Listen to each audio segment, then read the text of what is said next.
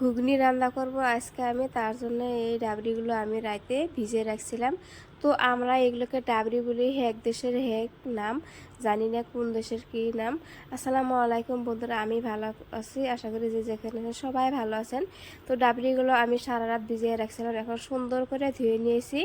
তো এখন আমি ডাবরিগুলো একটা ছোট কুকারে উঠিয়ে নিব। উঠিয়ে নিয়ে আমি 3 থেকে 4টা হুইসেল দিয়ে নিব। তো ডাবরিগুলো সারা রাত ভিজিয়ে রাখলে খুব সুন্দরভাবে ভিজিয়ে যায়, আর এটা সিদ্ধ হইতে বেশি সময় লাগে না, অল্প সময়ের মধ্যে সিদ্ধ হয়ে যায়। আর আমি একটা আলু নিয়েছি, আর পরিমাণ মতো দিয়ে দিলাম এখানে লবণ দিয়ে একটু হাতটা ধুয়ে নিলাম। আর এই তো ডাবরিগুলো সিদ্ধ হয়ে গেছে, দেখেন কত সুন্দরভাবে সিদ্ধ হয়েছে, একদম গলে গেছে।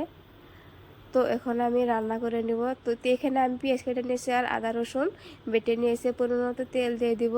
তারপরে এখানে আমি 4টা শুকনো মরিচ দিয়ে দেবো। শুকনো মরিচ দিয়ে এই ঘুগনিটা বানানো খুবই ভালো লাগে। তো এখন আমি জিরার গুঁটি দিয়ে দিলাম, পেঁয়াজ দিয়ে লাল লাল করে ভেজে নিব।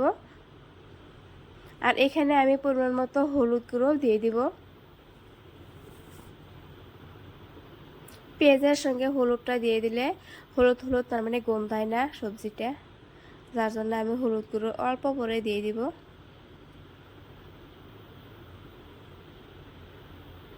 তো লাল লাল করে ভাজা হয়ে গেছে, এখন আমি হলুদ গুঁড়ো দিয়ে দিব। আর সম্বারটা রেডি হয়ে গেছে, এখন আমি এই ডাবরিগুলো যা আছে সিদ্ধ করা ডাবরিগুলো ঢেলে দিব।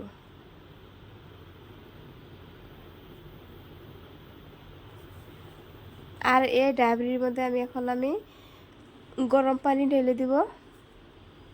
গরম পানিটা আমি আগে গরম করে রাখছিলাম, আর পরিমাণ মতো আমি লবণ দিয়ে দিয়েছি। লবণটা আগে দিয়েছিলাম, কিন্তু এখন অল্প পরিমাণ দিয়ে দিলাম। আর দেখতে পাচ্ছেন বন্ধুরা, এখানে আমি গরম পানি ঢেলে দিলাম।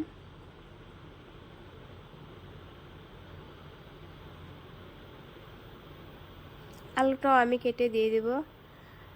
আলুটা আমি আগে কেটে দিয়েছি বন্ধুরা, কিন্তু দেখানো হয়েছিল না। তো এখানে আমি অল্প পরিমাণ জিরা গুঁড়ি আর অল্প গরম মশলা দিয়ে দিলাম।